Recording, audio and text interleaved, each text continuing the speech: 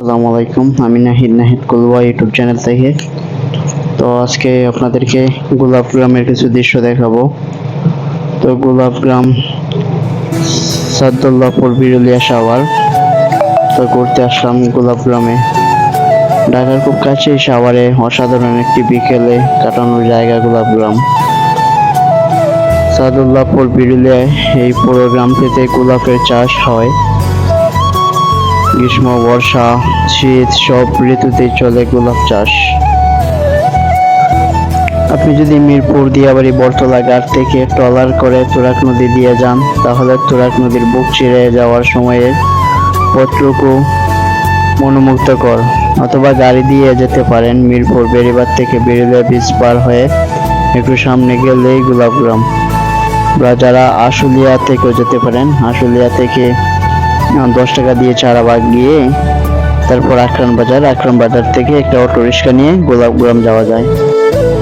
গোলাপ গ্রামে ঢুকে গাড়ি থেকে নেমে পুরো গ্রাম হেঁটে হেঁটে দেখলে বেশি ভালো লাগবে।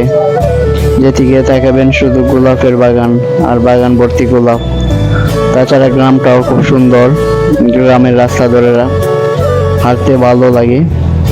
প্রতিদিন বিকালে গোলাপ বাগান থেকে গোলাপ তোলা হয়।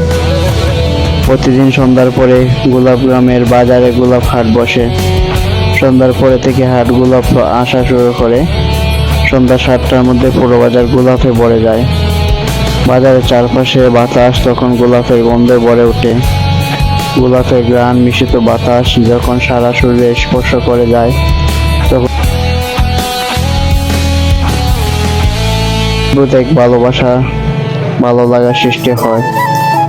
যদিও কেউ গোলাপ বাগানে যান বা গোলাপ গ্রামে যান, তাহলে অবশ্যই সন্ধ্যার পরে যে গোলাপের হাট বসে সেটা দেখবেন।